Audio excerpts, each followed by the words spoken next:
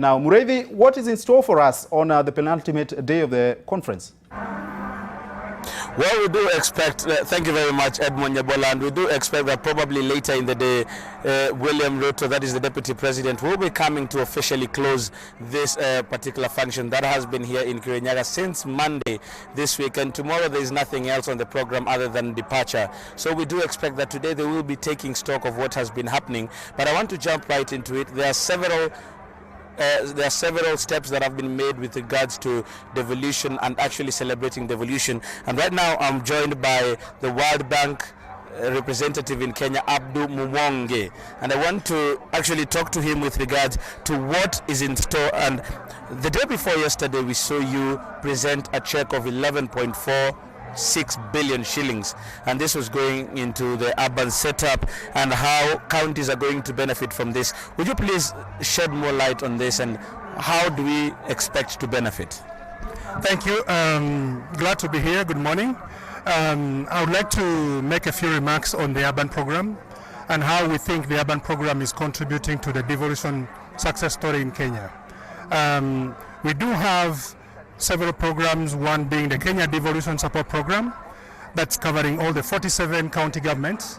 And what that program does is to provide institutional capacity support to enable all county governments put in place enabling systems, provide capacity support across key results areas such as public financial management, human resource management, supporting intergovernmental relations, citizen engagement and public participation.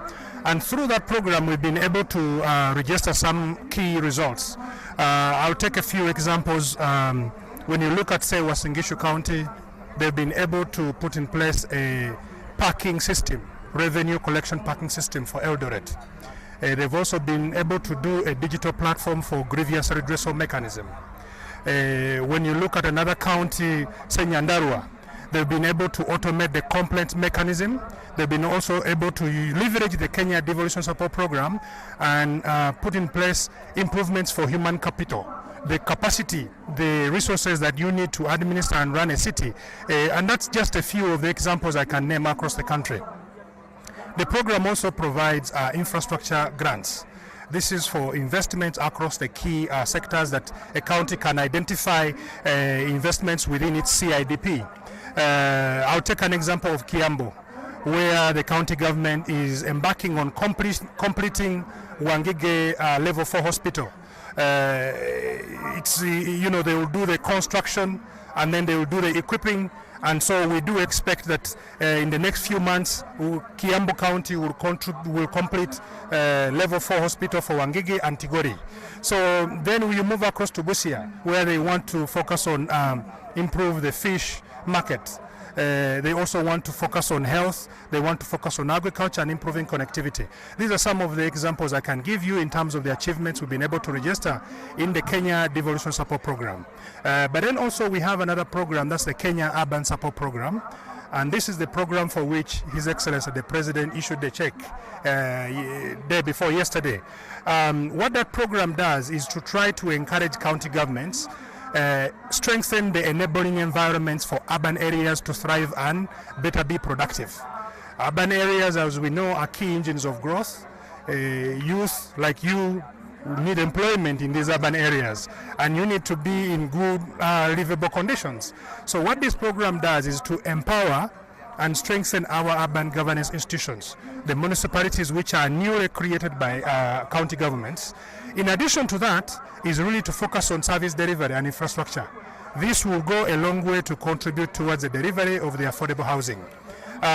What I can tell you is that the funds, the 11.46 billion, was disbursed in December 2018. Each of the counties has opened a special purpose account where the money is being posted. And right now, many counties are in advanced stages of tendering and procuring. In terms of what kind of investments we should expect to see, and also what improvements should we expect, I can just give you an example, say in Mandera County. The county is identifying the stormwater drainage cutting across Mandera municipality as a core investment to really focus. Also, they are thinking about street lighting and improving security within the city. Investments such as solid waste management are key focus in Wajir, in Kiambu, and some of these other counties across the country. When you look at Vihiga County, for example, the governor is keen on ensuring that there is improved drainage and also market access. Homa Bay wants to focus on market. In a nutshell, we do expect that counties focus on core urban investments. But our key message and encouraging county governments is to avoid fragmenting resources, focus on integrated approach towards urban planning and development, so that if they are to do a road, it has to come as a package. It's a road plus the drainage plus street lighting plus pedestrian walkways, something that we are able to see in counties like in Nakuru, like Uasin Gishu.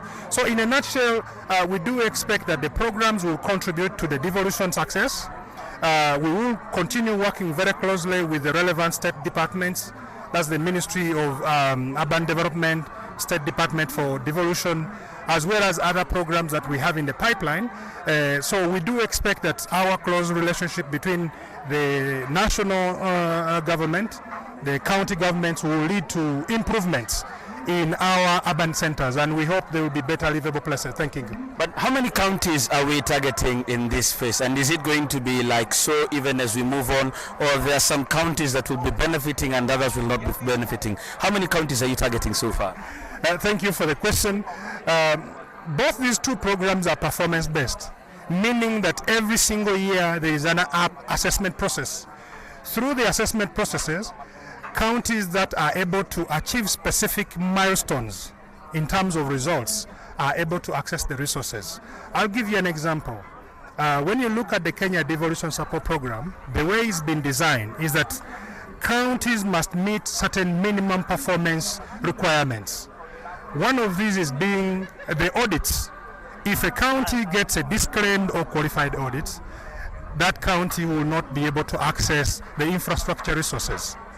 But that same county still continues to get the capacity building grant as a way of supporting institutional development and systems improvement, with the hope that in subsequent years that county can also leverage and be able to get the infrastructure grants. So what has happened is that in the last 2 years, out of the 47 county governments, 13 county governments were able to access the infrastructure grants. Okay. And so the question is, what about the rest? They continue to receive capacity grants. And as a result, this year, we are seeing an improvement. Very soon, the results will be released by the State Department of Devolution. We do expect an improvement in terms of what county governments have made it. And likewise, as you heard yesterday, the Auditor General, Mr. Oko, he actually for the first time mentioned that we have 2 counties that have unqualified audits. That's amazing. Okay. In addition, if I recall correctly, over 20, I don't exactly know what number he said, have qualified audits. So we are moving towards a process whereby improvements in systems, okay, and institutions and capacity in the county government are getting really established. The same thing for the urban program.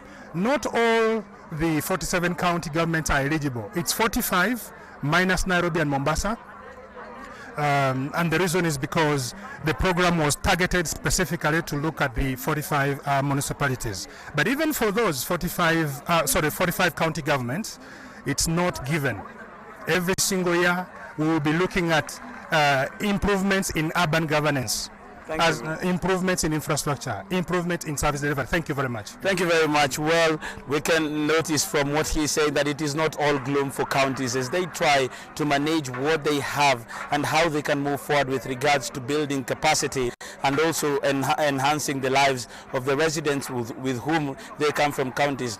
The importance of devolution cannot be underscored, as we have been able to notice in this particular conference that started on Monday, as they have been taking stock of what has been happening in the last 6 years. And most speakers who've been talking here at the podium talk about how we can strengthen devolution and not claw back the gains that we've had. Like he has said, the World Bank says that it is ready to support such programs and it is going to be very keen on what is happening. So the most important thing that is here is that talking about how to strengthen devolution. But remember, there is also the politics of the day, and the politics of the day has dominated for 2 days. President Uhuru Kenyatta and opposition leader Raila Odinga reading from the same script and saying that it is time that as a country we stopped talking about corruption and actually took action. What will be the deputy president saying today?